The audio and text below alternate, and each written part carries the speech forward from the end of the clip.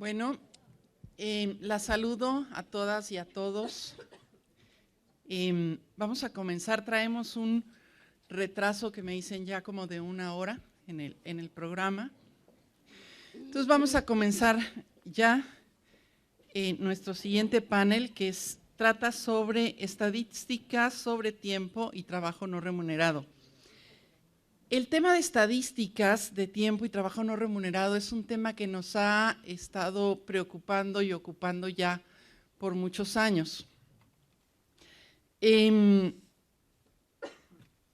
Ayer dijeron que había ya 18, 19 países en la región con encuestas de uso del tiempo.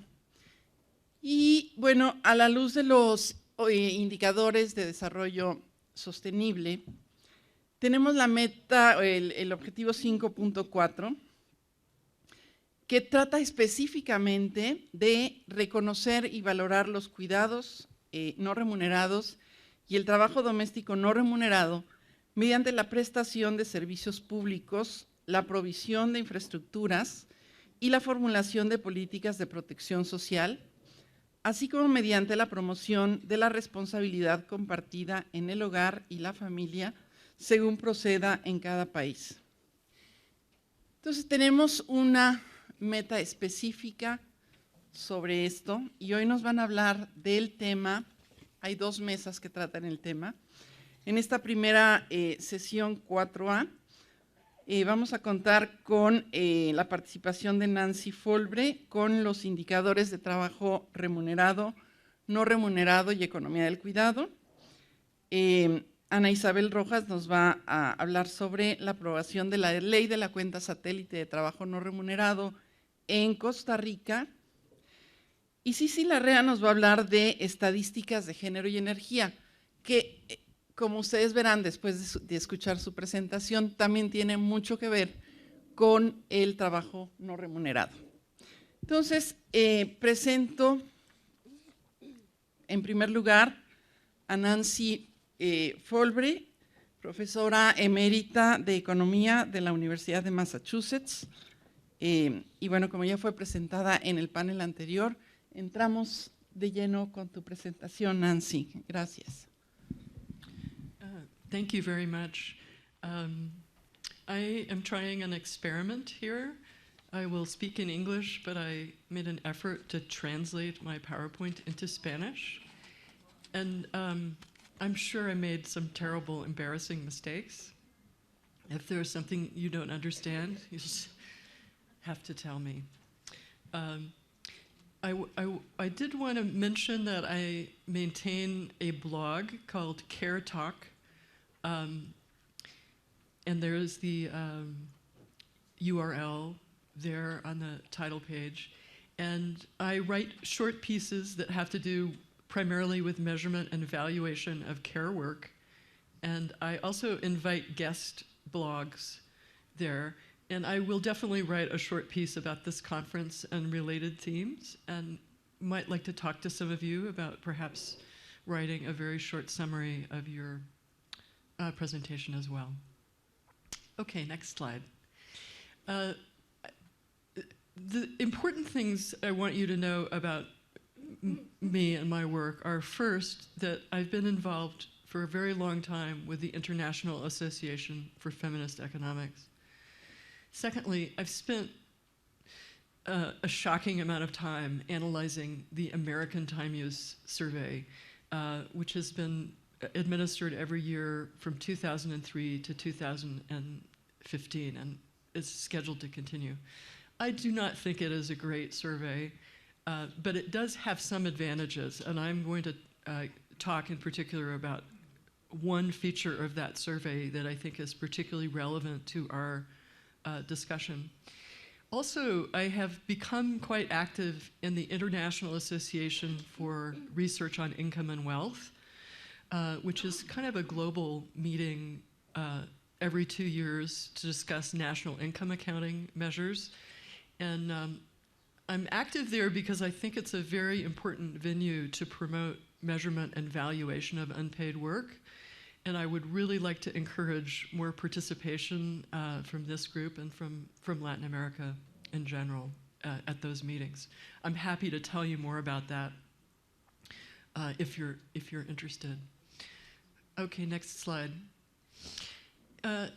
Care work has a paradoxical element to it. It's a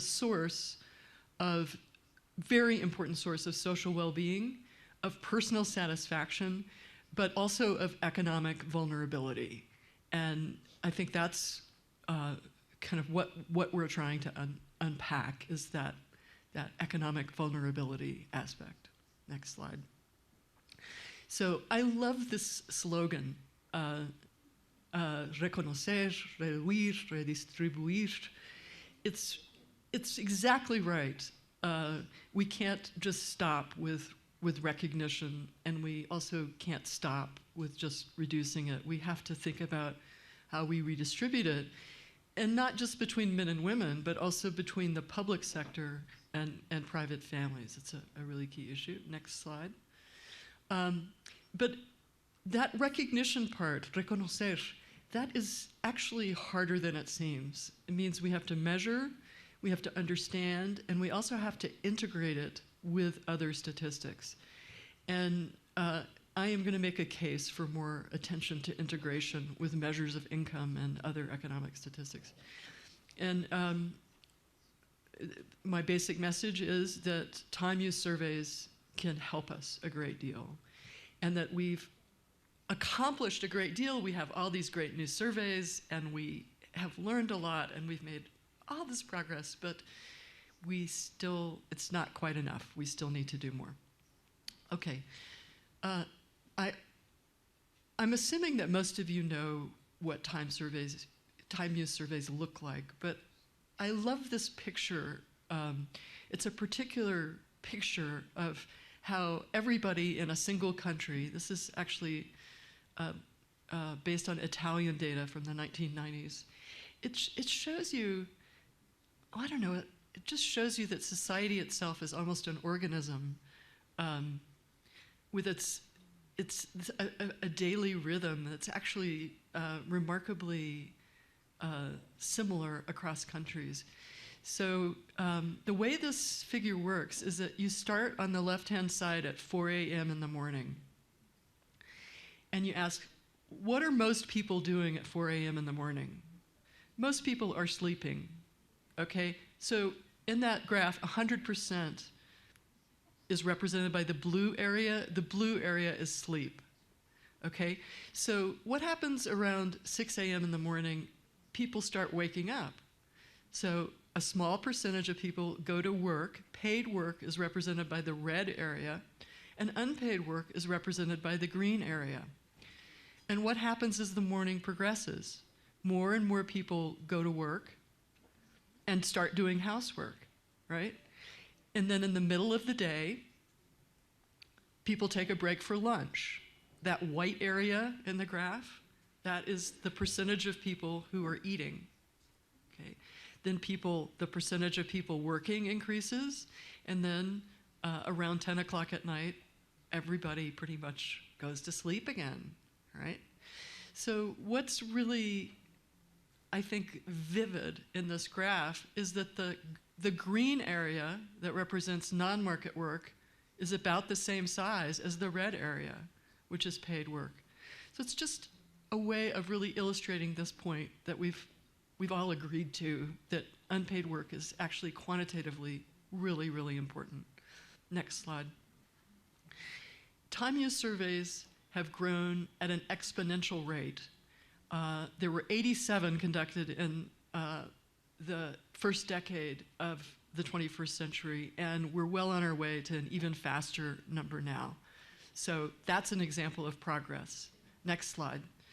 Latin America, at the forefront of implementing time use surveys. This is the latest list that I could find, and I've indicated in red the surveys that were conducted on the national level. In my opinion, implementation on the national level is crucial. If you don't do that, you cannot integrate these statistics with other national statistics. Next slide. Okay, what are the goals that we should have in this area? I think we're agreed on many of them. We need to harmonize them and improve international comparability so that we can have a better sense of what's going on. Now, it's taken more than 50 years to get countries to agree to the system of national accounts, and there's still a lot of disagreement, okay? It is not a quick process converging towards a uniform set of definitions, but we need to start, and we need to start right away.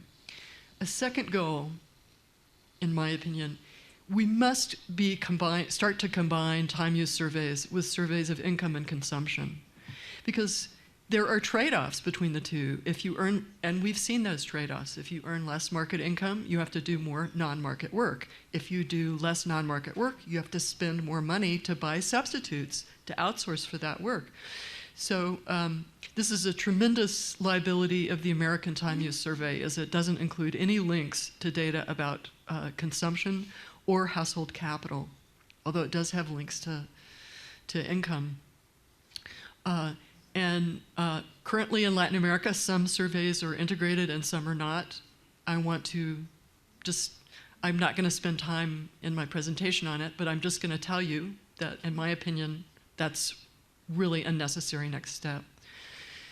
We need to have surveys that measure the non-market work of everyone in the household, not just one person. Again, the American Time Use Survey, very limited, only one person per household, so you can't see what factors determine how much a woman in the household works relative to a man in the household. You can only look at the aggregate numbers.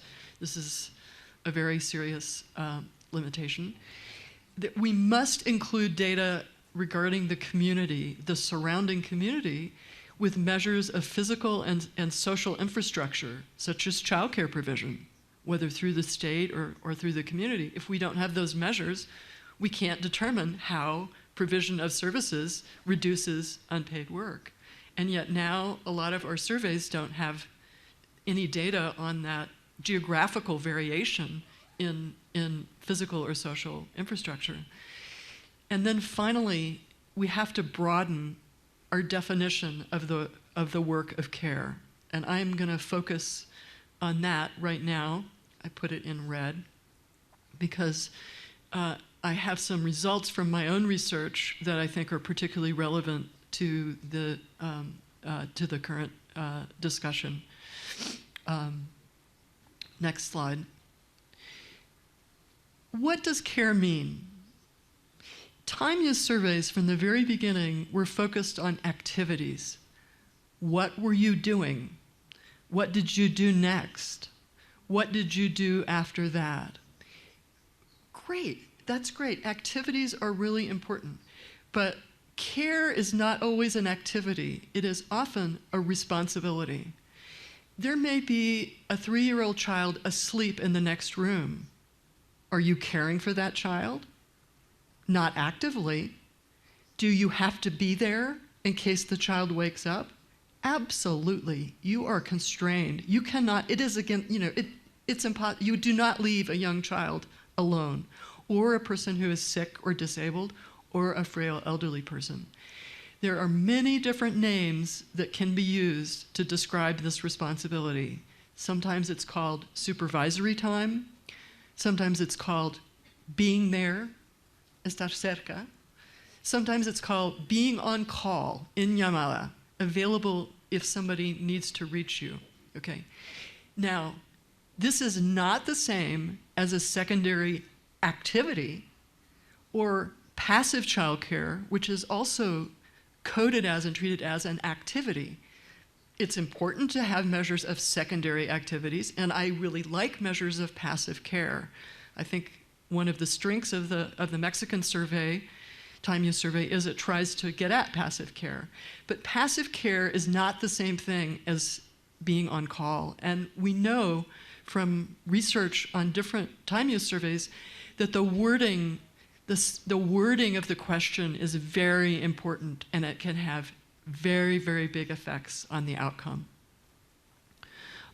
Because what we mean by care varies across culture, it varies across families, it may vary across interviewers, and we need to make a really serious effort to be more precise about it, because right now, as a consequence of this emphasis on activities, the temporal burden, la carga temporal, is underestimated, seriously underestimated, in my opinion. Next slide. Also, we need to pay attention to what I will call density of care. Okay. Most surveys just look at hours of childcare, but there is a very big difference between one woman taking care of 4 children with no other adult present and one woman taking care of 1 child with 2 or 3 other adults present. Okay? So what we've been able to do in the American Time Use Survey, there's a question that asks, who else was present when you were engaged in the activity? We can use that data to construct a ratio of children to adults in care, and we can use that to weight the intensity of the child care being provided. And I think this is also, in addition to looking at supervisory or on-call time, a very important methodological innovation. Next slide. Here, I'm going to give you an example that's based on my analysis of the American Time Use Survey and that of one of my graduate students. There is a very specific question in the American Time Use Survey. It asks, and forgive me, I'm not sure this translation is correct, but it asks, during this activity that you just described, was there a child under the age of 13 in your care? Okay, so en su cuidado, is that okay, in your care? Okay, okay, so if you think about that phrase, it's really about responsibility. It's not, were you actively caring for a child, but were you responsible for a child under the age of 13? Okay. Very few people have taken this question seriously, but frankly, I've been obsessed with it for about 10 years. And I've made my students become obsessed with it too. And here's why. If you look at the average childcare time in the US for mothers, this is an average across all kinds of mothers, just with a child under a child under the age of 13 in the house. What's the average number of hours per day that's reported as a care activity is 2.1 hours. And I suspect if you looked at your Latin American surveys, you'd find that care activities are less than 4 or 5 hours a day. And if any of you have ever actually taken care of a child without help from another adult, I think you'll agree with me that that seems kind of low, right? Well, if you use this measure in your care, that number goes up to 7 hours a day, which is still a lot less than the 24 hours a day that somebody has to be actually providing that care. The American Time Use Survey does exclude time that children are sleeping, by the way, although in my opinion, that's also a form of supervisory care because you can't travel, you can't take a job that requires that you travel away from home. But I take their point. If you're sleeping, they're sleeping. We don't count it here, okay? So 7 hours a day. So what happens if you take these numbers and you use them to calculate the share of unpaid work in gross domestic product? Well, not surprisingly, it has a huge impact on the share of unpaid work in gross domestic product. So our estimates for the US, based on pooled data for the period between 2003 and 2012, is that instead of amounting to about 26% of gross domestic product, unpaid work accounts for about 43% of gross domestic product, okay? I believe that if you performed a similar exercise for a country like Mexico, you would get similar results. Next slide. So, there are also some really important conceptual challenges, and I can't devote much time to these, but they connect to our discussion in the previous session. And I think they also really belong on our agenda for research. With our satellite account measures, there have been efforts to redefine income at the national level by including the imputed value of non-market work. But we also need to do that on the family level and the household level. Because our definition of income is incomplete and inaccurate, and it makes it seem that families that get more market income are better off by the full amount of their market earnings, when in fact we should be subtracting the costs of withdrawing that free, quote unquote, domestic labor from the household. So that's what I was saying before about being more assertive about redefining income. And here's another, I think, here's another more specific example that we should be including the value of time that's devoted to children in measures of the cost of children. Oh, the cost of children. Often people seem horrified by this phrase, the cost of children. But almost all economic statistics implicitly assume that children have costs when they apply equivalent scales. That is, adjust household or family income for the age or composition of families. For instance, all of the data from Janet Gornick's graphs on family income divided family income by the square root of family size.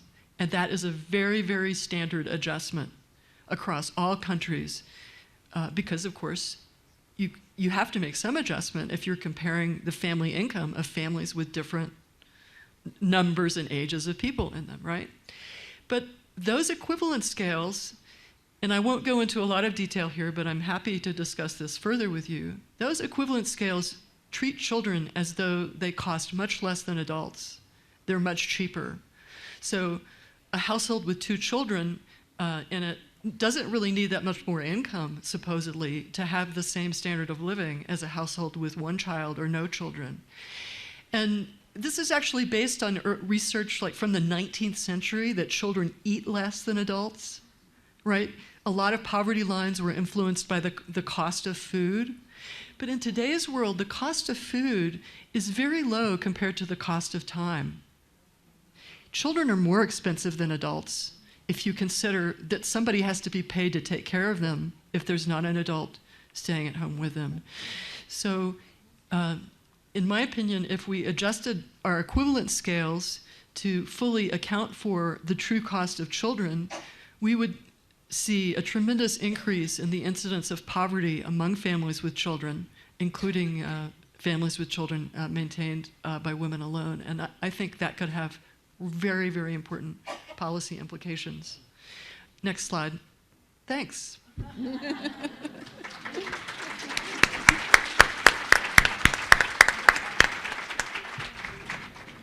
Muchas gracias, Nancy. Me encantaría platicar de muchas cosas, pero vamos con el tiempo muy justo, entonces vamos a pasar inmediatamente a la siguiente ponencia, que es de Ana Isabel Rojas. Ana Isabel es socióloga y salubrista pública. Trabaja desde hace más de 10 años en el Instituto Nacional de las Mujeres de Costa Rica como profesional especialista del área de gestión de políticas públicas para la equidad de género. Ha desarrollado experiencia en el tema de transversalización del enfoque de género en las políticas públicas, especialmente en salud y empleo, mediante la implementación de sistemas de gestión para la igualdad de género. Más recientemente ha trabajado en el tema de las encuestas de uso del tiempo, y desde el INAMU y en coordinación con la Comisión Técnica Interinstitucional de Contabilización del Trabajo Doméstico No Remunerado, gestionó el proyecto País de Valoración Económica y Social del Trabajo Doméstico No Remunerado y la obtención de las cuentas satélite. Adelante, Ana Isabel. Bueno, buenas tardes. Muchas gracias en primer lugar por la invitación que se nos hizo llegar. Transmitirles un saludo muy cordial de parte de doña Alejandra Mora Mora, presidenta ejecutiva del INAMU y ministra de la Condición de la Mujer, deseándonos muchos éxitos en estas jornadas tan importantes, pero que por su agenda lamentablemente no pudo asistir a este evento. Así es que quisiera también de mi parte dar las gracias a las entidades organizadoras, a INMujeres, al INEGI, a CEPAL, a ONU Mujeres, que siempre están a la vanguardia y apoyándonos en los procesos que desde nuestro país hemos estado impulsando. La siguiente. Bueno, mi presentación se resume en 5 puntos. Un punto de partida que me parecía importante es mostrar nuestro enfoque de trabajo, antecedentes, porque como decía Marcela Eternot, la memoria histórica es muy importante. La propuesta del proyecto de ley 18073 y la aprobación ya propiamente de la ley. Y por último, las estrategias para implementarla y los desafíos. Siguiente. La siguiente.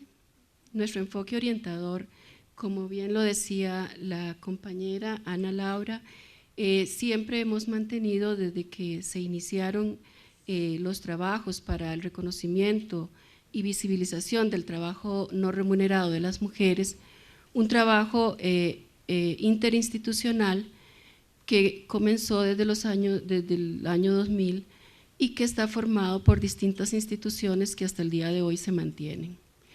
Es la institución Mideplan, el Instituto Nacional de Estadística y Censos, el Ministerio de Trabajo. Tenemos una alianza muy importante con las universidades, que es la Universidad de Costa Rica, la Universidad Estatal a Distancia, la Universidad Nacional a través del IDESPO y el INAMO. Esta conformación de trabajo nos ha permitido tener una visión interinstitucional e intersectorial, es decir, generar alianzas estratégicas y darle sostenibilidad al proceso. Evidentemente, tener una voluntad política para mantener el tema en la agenda pública y política y a veces con más o menos costo en la agenda gubernamental e institucional. Modalidad diferente de abordar el tema en la región, este trabajo de coordinación interinstitucional a través de una comisión. Queremos mencionar que al cabo de estos 15 años lo que hemos mostrado y con los logros hasta hoy obtenidos es fruto del trabajo de una fuerte disciplina, de una constancia, sistematicidad y de trabajo en equipo. Siguiente. Bueno, nuestro enfoque estratégico, queremos hablar de un proyecto país y no de una iniciativa de una u otra institución, y queremos responder a la pregunta ¿qué queremos como país? Estamos hablando de la obtención de una cuenta satélite del trabajo no remunerado en el marco de un proyecto país que va a involucrar muchos otros aspectos, pero que por ahora nuestro alcance sería tener una cuenta satélite. El proyecto país nos permite establecer metas y compromisos de mediano y largo plazo, responder a compromisos de tratados y acuerdos internacionales como CEDAW, Beijing, como las conferencias regionales sobre la mujer de América Latina y el Caribe, en particular el Consenso de Brasilia, construir en el tiempo los mecanismos de sostenibilidad de la cuenta satélite y de la encuesta de uso del tiempo. Siguiente. Bueno, lo vemos como un engranaje, ¿verdad? Esto es muy importante para incidir en las políticas públicas para la igualdad entre mujeres y hombres, articular esfuerzos, intereses alrededor de un tema de interés público y potenciar los recursos públicos e institucionales, públicos y privados, ¿verdad? Porque aquí esperamos que en esta nueva etapa que iniciamos en la búsqueda de un financiamiento podamos involucrar a diferentes actores sociales.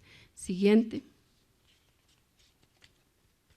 Bueno, en este proceso de años que tenemos de trabajar juntas en la comisión, me parece importante destacar el papel del INAMO como un ente articulador, facilitador de recursos, movilizador de intereses y de articulación de diferentes intereses, a través de un trabajo mancomunado con la Comisión Técnica Interinstitucional Originalmente se llama Comisión Técnica Interinstitucional de Contabilización del Trabajo Femenino, articular con el Banco Central y con la academia, que ha sido fundamental en este proceso para gestionar conocimiento, desarrollar conocimiento, que nos han dado las bases para avanzar en las definiciones conceptuales y metodológicas. También tenemos que articular con la Asamblea Legislativa en diferentes momentos y espacios.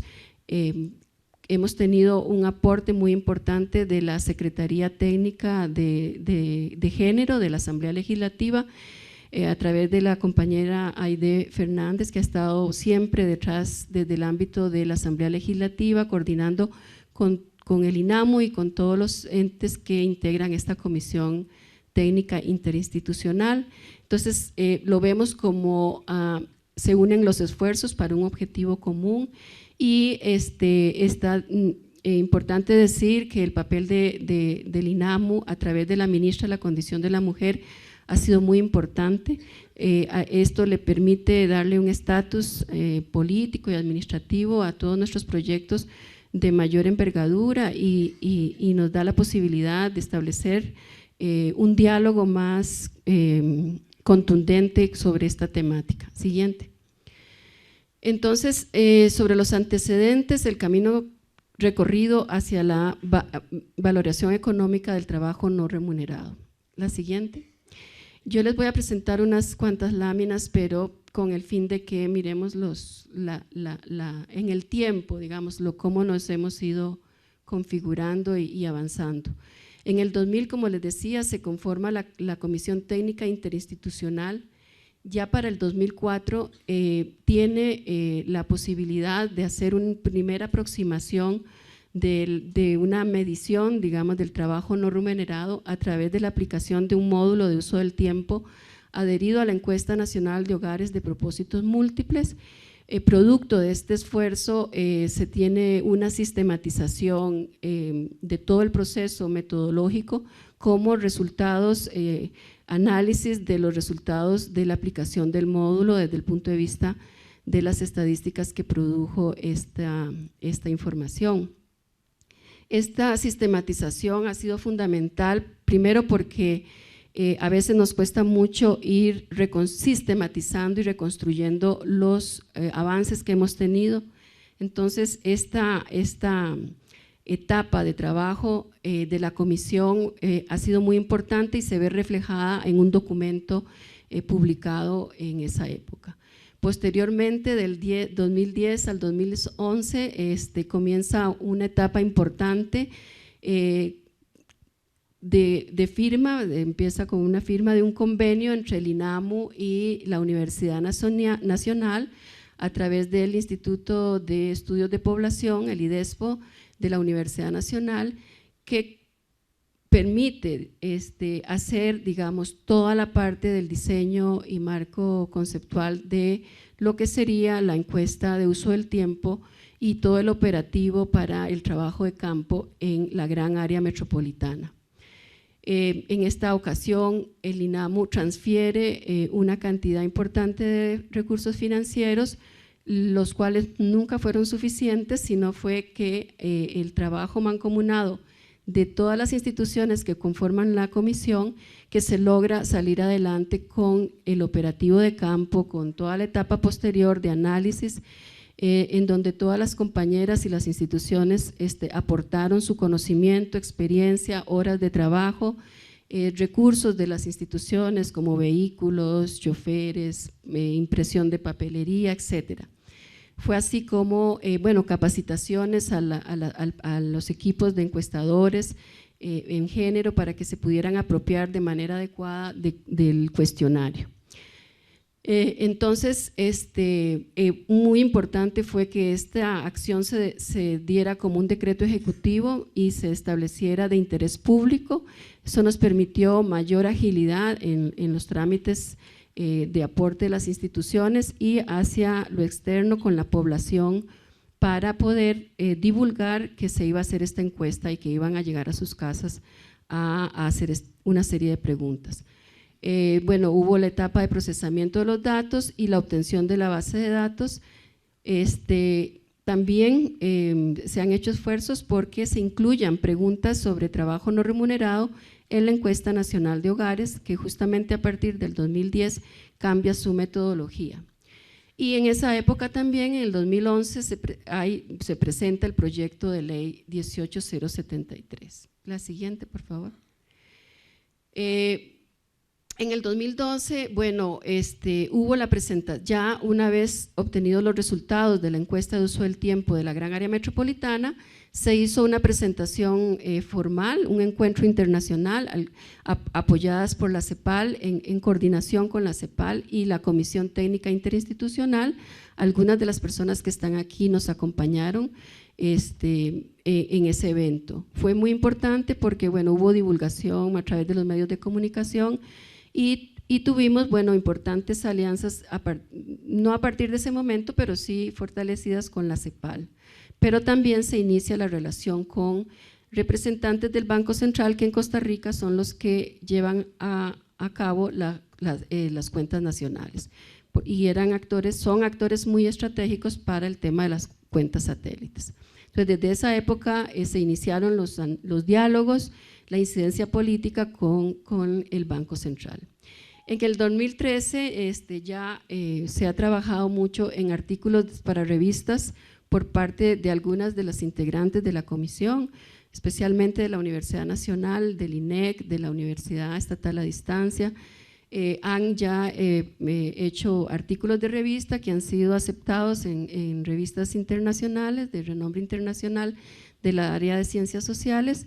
Incluso la compañera Irma Sandoval, que está aquí presente, junto representante de IDESPO, de la Universidad Nacional, y el INEC, han hecho un estudio aproximado de la valoración económica del trabajo no remunerado, que ha permitido, pues, desarrollar mucho conocimiento y experiencia para la etapa que viene. Bueno, coincidimos con, se fortalece la asistencia técnica con la CEPAL y empezamos, a raíz de una serie de situaciones que se viven, visualizar la necesidad de traer, de tener incidencia política y de traer asistencia técnica internacional, que nos fue muy efectiva porque logramos establecer diálogos con diputadas, con los directivos de las instituciones del Banco Central, con directivos de las instituciones de los ministerios que integran la comisión, para sensibilizarlos. Fue muy importante la visita de doña Cecilia López, que era la principal ponente de la ley la ley que se aprobó allá sobre economía de los cuidados, y vino a Costa Rica a apoyarnos en ese sentido. En ese momento, bueno, hubo también como estrategia desarrollar talleres para con funcionarios y funcionarias públicas, el uso de la base de datos de la encuesta de datos, de la encuesta de uso del tiempo, para que pudieran de esta manera apropiarse de los resultados y poder desarrollar o temas de investigación o políticas públicas. En ese momento hablábamos de un convenio interinstitucional para poder desarrollar todo este trabajo entre el INEC, el Banco Central y el INAMU.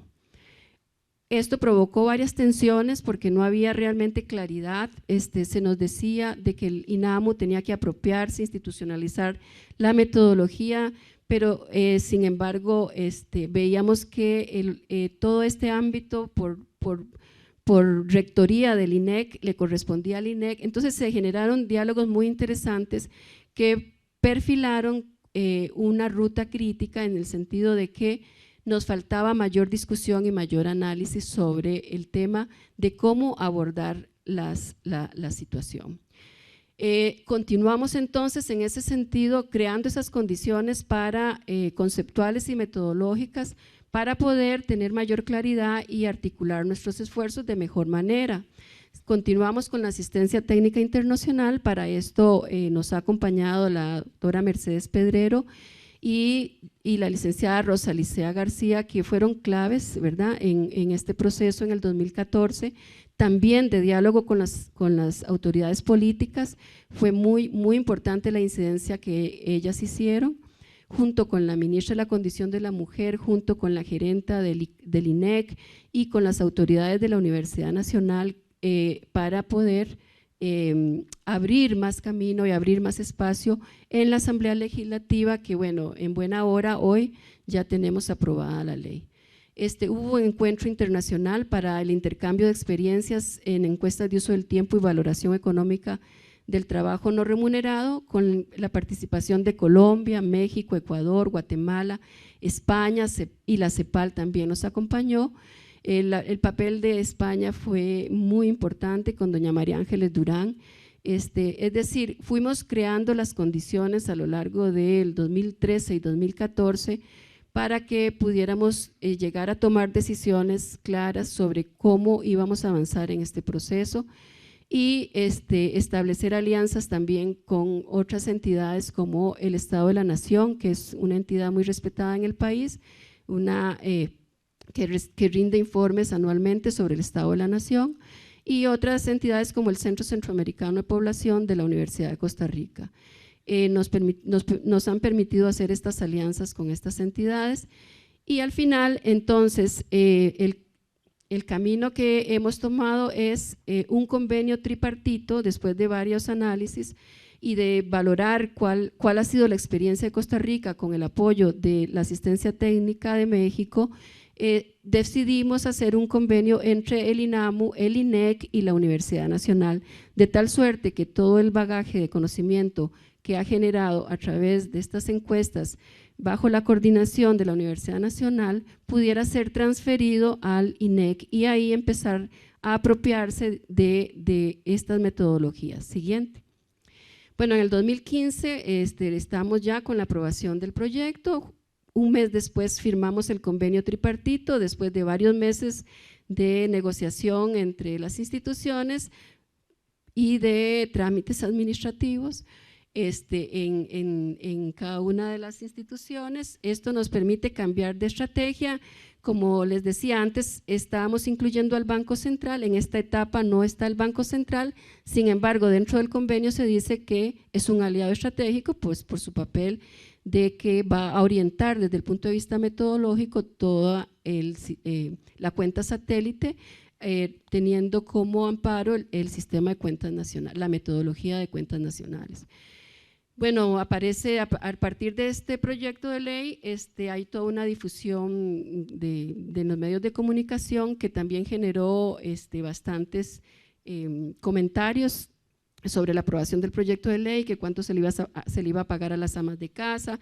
Entonces tuvo que haber ciertas aclaraciones y dar respuestas a muchas preguntas. Siguiente.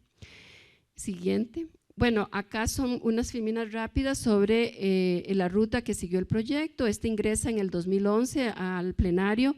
En ese mismo año se lo pasan después de un estudio de comisión técnica a la Comisión Especial de la Mujer. Esta comisión solicita que sea consultado a diferentes instituciones. Siguiente. En el 2012, después de dictaminado afirmativo por la Comisión de la Mujer, se delegó a la Comisión Plena Segunda e ingresó en el orden del día. En septiembre, la Comisión Plena Segunda acepta posponer la discusión del proyecto y después se pide de nuevo consultar el proyecto a otras entidades como bancos comerciales, municipalidades, centros de estudios superiores. Había mucha preocupación por cómo este proyecto podía afectar el Producto Interno Bruto. Siguiente. En el 2012 se rechaza el proyecto en primer debate y se archivó.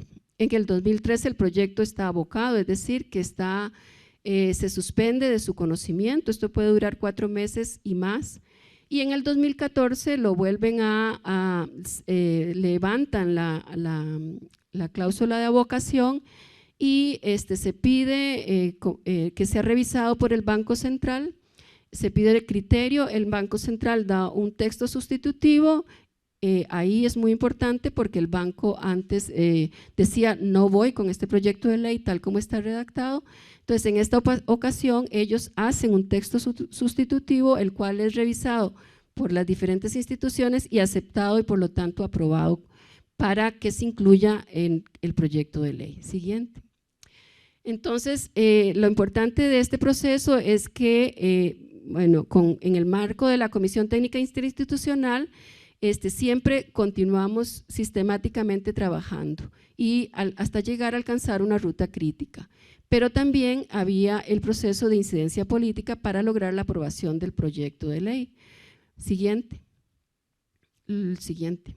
Entonces aquí es muy importante el artículo ya, la ley que nos dice en su artículo 1, la ley tiene por objeto medir la economía del cuidado conformada por el trabajo doméstico no remunerado que establece el sistema de cuentas nacionales de forma que brinde una visión integral de las actividades emprendidas por las mujeres y otras personas integrantes de los hogares al desarrollo económico y social del país. En el artículo 4 dice que el Instituto Nacional de Estadísticas y el Banco Central son las autoridades responsables de coordinar el cumplimiento de lo dispuesto en la presente ley. Según el Sistema Estadístico Nacional, el INEC deberá establecer los mecanismos y realizar las gestiones necesarias para planear, diseñar y actualizar una encuesta de uso del tiempo y el Banco Central será el encargado de calcular la cuenta satélite. Siguiente.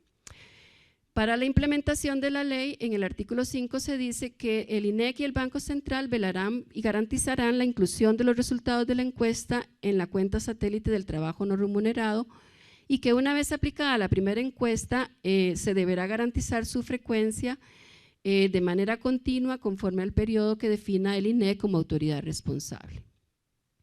Según el financiamiento, que era un punto de discusión, se estableció entonces que el Sistema de Estadística Nacional, el financiamiento de la encuesta de uso del tiempo corresponderá al Gobierno de la República.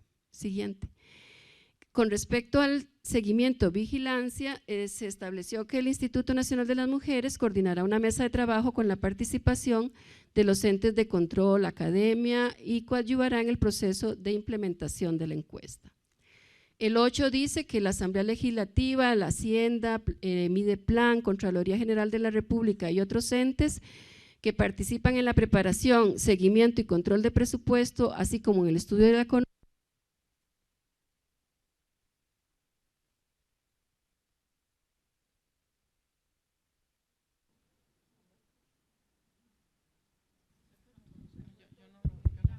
ok, tendrán que incluir, el estudio de la economía deberán incluir en la medida de sus posibilidades dentro de sus análisis el trabajo no remunerado y su contribución al desarrollo económico del país y utilizar los datos en el diseño e implementación de políticas públicas. Nuestra estrategia entonces, una vez que firmamos el convenio interinstitucional entre el INEC, el INAMO y la Universidad Nacional, precisamente coincide, ¿verdad?, con la firma de esta ley que pide como primer punto elaborar el diseño de la encuesta. Este convenio lo que hace es viabilizar esto, elaborar un proyecto que describa las fases de levantamiento de la encuesta nacional de uso del tiempo, elaborar la metodología más apropiada para la valoración económica del trabajo no remunerado a partir de la experiencia realizada por el IDESPO y hacer incidencia política para el uso de la información de las encuestas en políticas públicas, continuar con la asistencia internacional, sistematizar y publicar. Nuestro desafío sería precisamente tener un acuerdo país para el financiamiento de la encuesta, involucrar al Ministerio de Hacienda, Mideplan y otras entidades interesadas, articular con el Banco Central, otras cuentas satélites como Salud, que en este momento está participando con el Ministerio de Salud, y elaborar políticas públicas con base en la información del ENUD. Muchas gracias.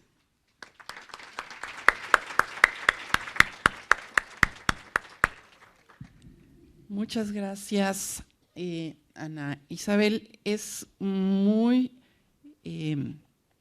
pues agradecemos, es muy enriquecedor conocer todo este proceso de institucionalización realmente de la encuesta y de la cuenta satélite. Muchas gracias.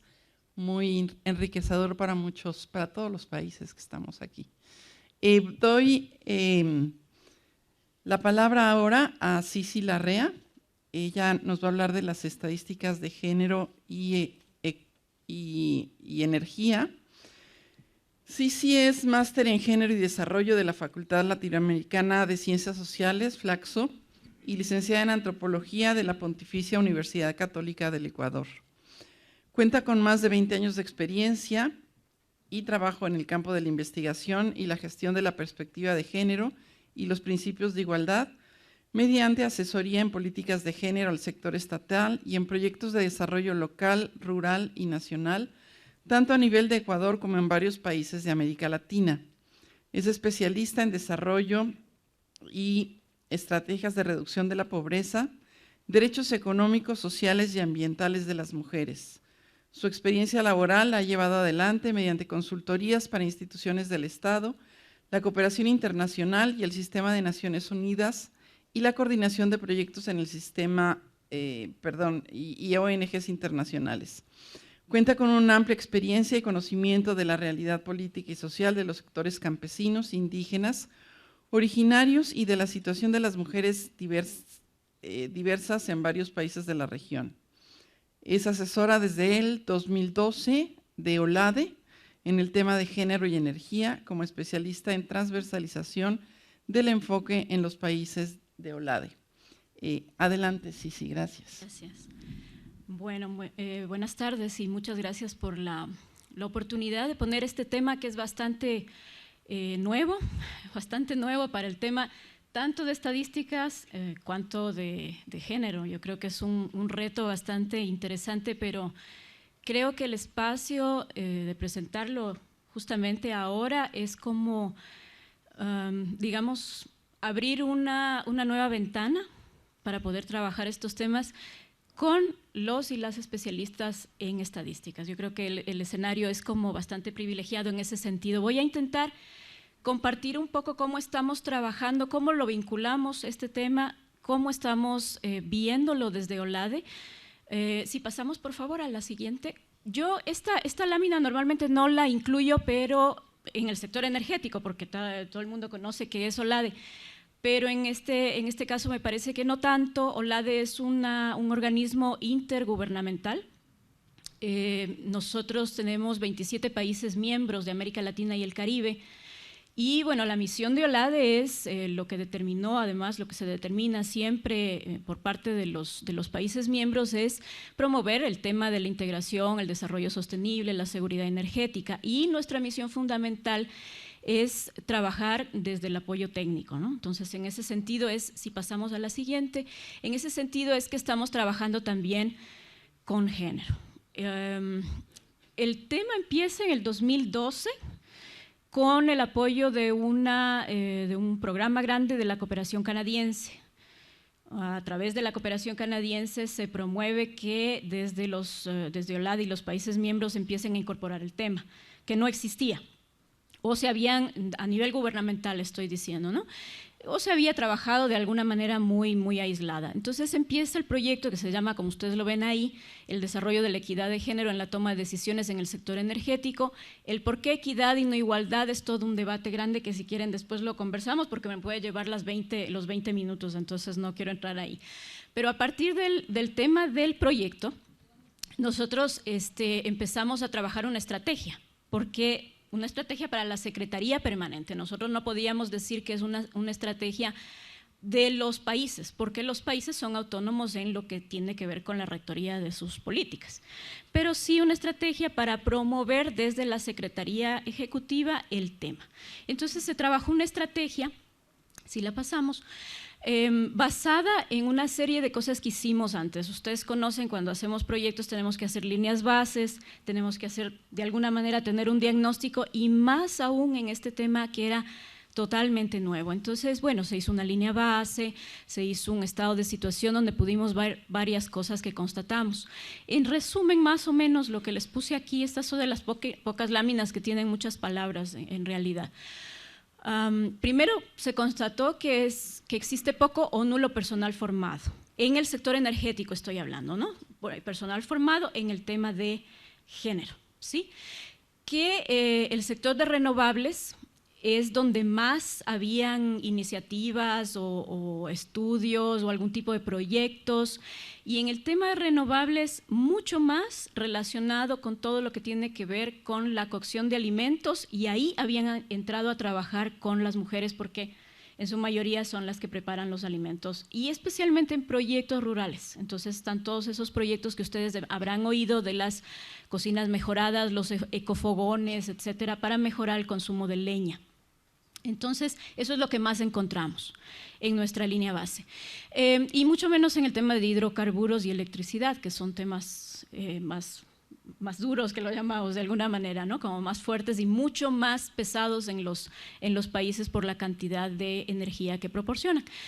Cero presupuesto o muy poco presupuesto. Quienes ya venían trabajando en eso, muy poquito, ¿no? En ese entonces, cuando se hizo la línea base, por ejemplo, México ya tenía una unidad, la CENER, la Secretaría Nacional de Energía, ya tenía un trabajo inicial con una unidad, me parece que se llamaba de otra manera antes, pero no tenían presupuesto. Ahora sí tienen presupuesto, pero bueno, son de los casos excepcionales. Entonces casi no hay presupuesto para eso, y ustedes saben que ese es un indicador de voluntad política, ¿no? No hay estadísticas regionales o nacionales para género y energía. ¿Qué quiero decir con eso? Que no hay una estadística, un indicador que nos diga, así como tenemos para todas las otras cosas que hemos venido hablando en estos 2 días, para el tema de energía no existe, ¿sí? Pocas herramientas, habían ya algunas cooperaciones que habían iniciado con algún tipo de herramienta para incorporar el tema, pocos ejemplos sistematizados en la región, y es un tema nuevo.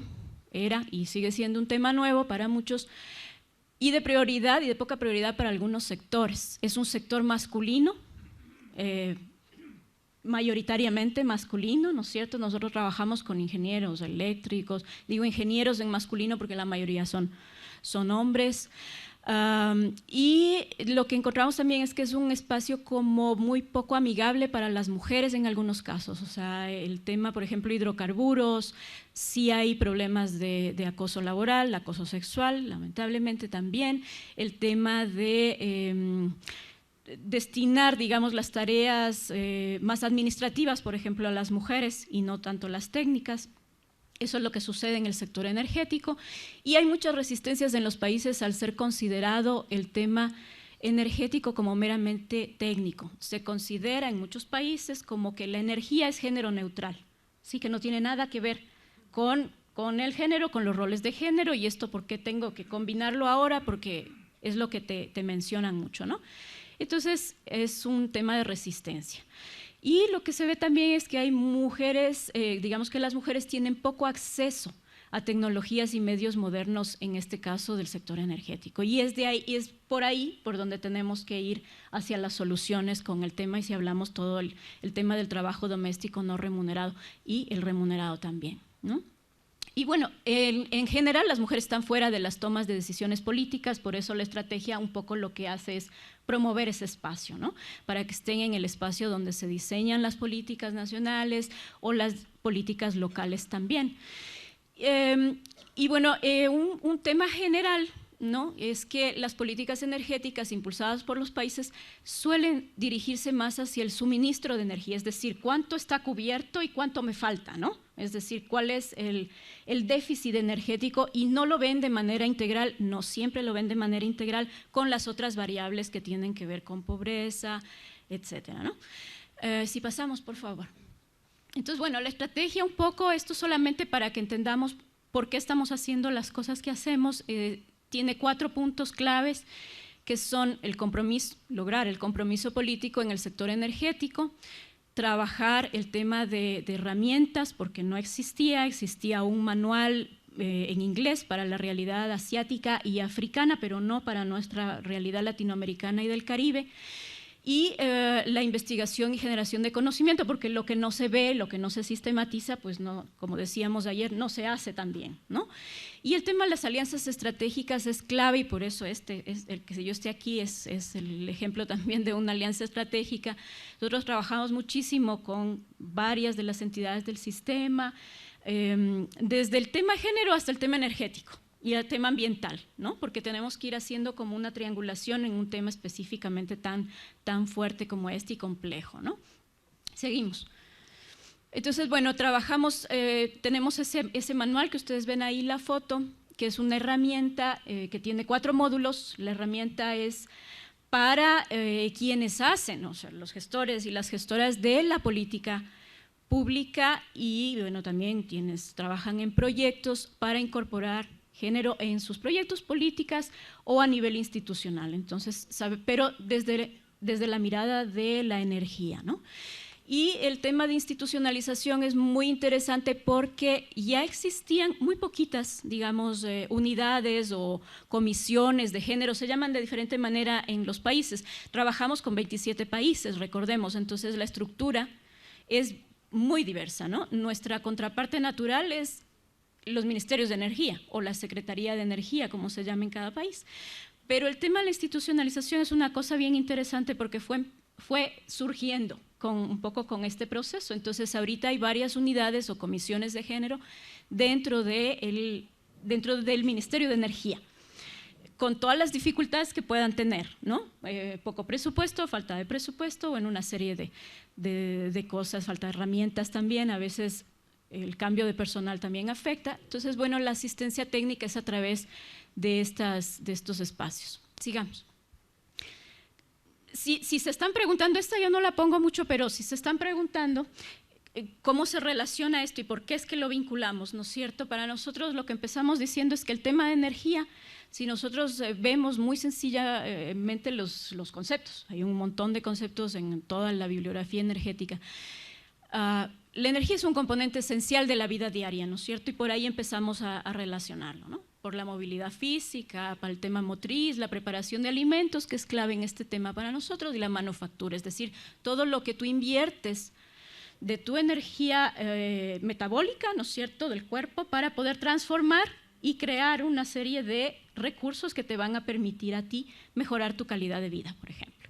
Entonces, lo que nosotros decimos siempre es que el tipo y la cantidad de energía que usamos depende de la actividad y el trabajo que hacemos. Entonces, en género, ustedes saben, y eso no tenemos mucho que hablar ahí, siempre decimos quién hace qué. Y si decimos el quién hace qué, pues sabemos que hay roles diferenciados de género.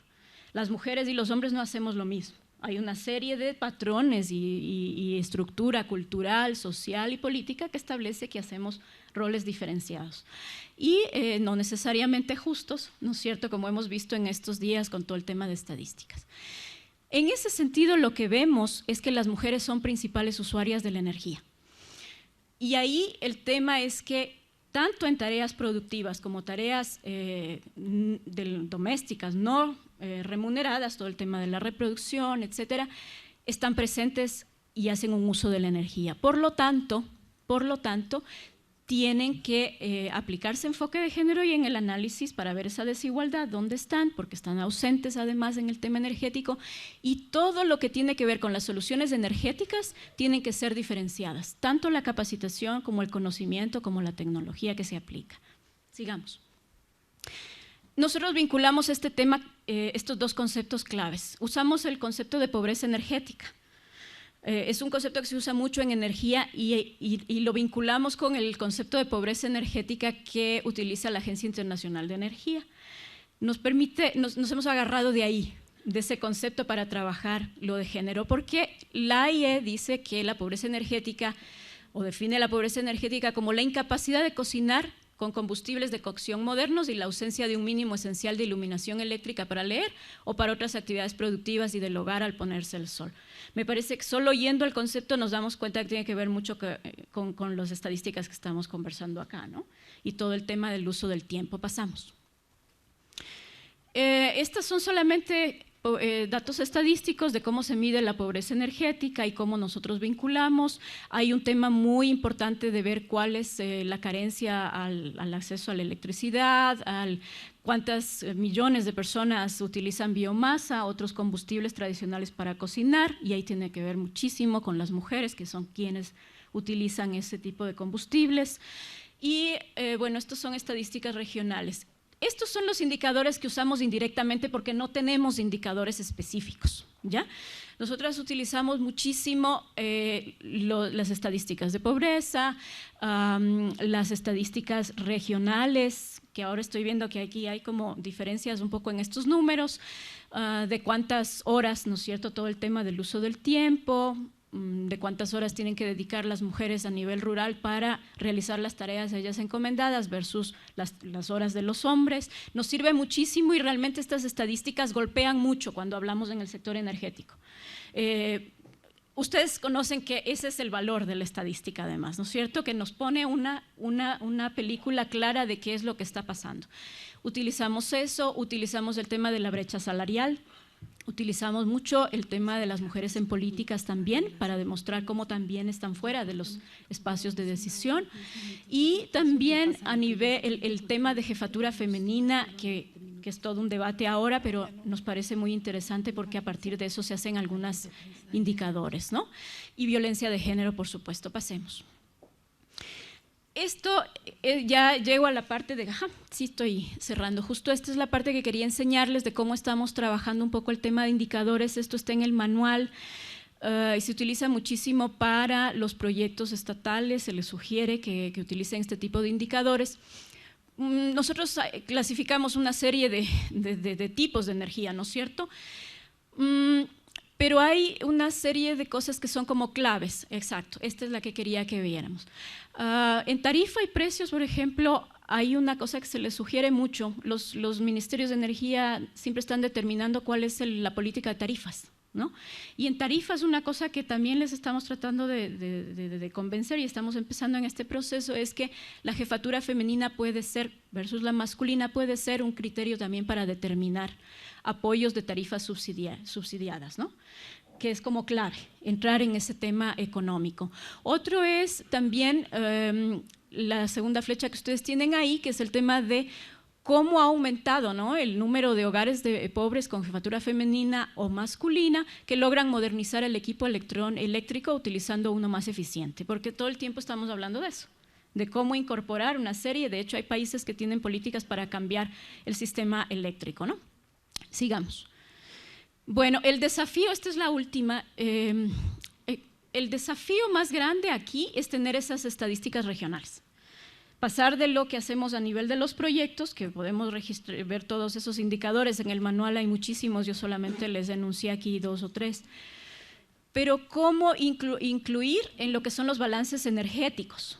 Los países reportan un balance energético, hacen un balance energético y lo reportan cada 3 meses y los entregan. Y sobre eso definen políticas energéticas del país, que es muy importante. Hay una serie de categorías, pero para el tema de género nosotros estábamos viendo que es clave poder registrar en 2 entradas. Lo que tiene que ver con consumo, ¿sí?, y lo que tiene que ver con transporte. Por lo pronto es lo que identificábamos como bastante posible de construir. Hay que construir el indicador. Y para eso es que están las especialistas aquí. Yo aspiro realmente a salir de aquí con al menos una idea de algo piloto para poder construir eso, porque realmente es posible hacerlo. La información está ahí, es solamente cruzarla, ¿me entienden? ¿Por qué consumo? Porque las mujeres se ve que tienen muchísimo que ver en todo el tema del consumo en la energía eléctrica, ¿no es cierto?, en el tema de gas, en el tema de gasolina, diésel y leña sobre todo. Los países centroamericanos tienen un porcentaje altísimo de consumo de leña y todo el tema de derivado, digamos, ¿no es cierto?, de todas estas otras fuentes energéticas. Es posible incluirlo, hay los datos, se puede cruzar con los datos de los censos, los datos de las encuestas de uso del tiempo, los datos de los censos de leña. Muchos países hacen censo de leña, pero no lo desagregan aún. Hay un país que sí lo está haciendo como piloto. Cuando digo el censo de leña es quién consume, quién va y quién usa y para qué usan, ¿no?, en ese sentido. Porque además también les interesa un tema de manejo, de mejoramiento del manejo de las especies que son utilizadas para la leña, y las encuestas de hogares también nos pueden arrojar datos interesantes. Entonces no solamente es una cuestión de que empiecen a entregar los reportes de manera desagregada por sexo, sino también uno o dos indicadores. La última, y ya con esa, este es el ejemplo de cómo se ve el balance energético, que parece muy complicado, pero es posible desagregarlo y hay un sistema para hacerlo.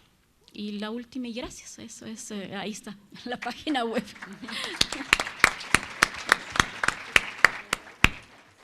Muchas gracias, Sisi. Vamos a dejar la sesión de preguntas para cuando concluya la siguiente mesa, que es la continuación. También seguimos en el tema de uso del tiempo. Entonces, si quieren pasar los panelistas de la siguiente mesa, y después hacemos las preguntas y respuestas de las dos mesas. Gracias. Muy bien, muchas gracias.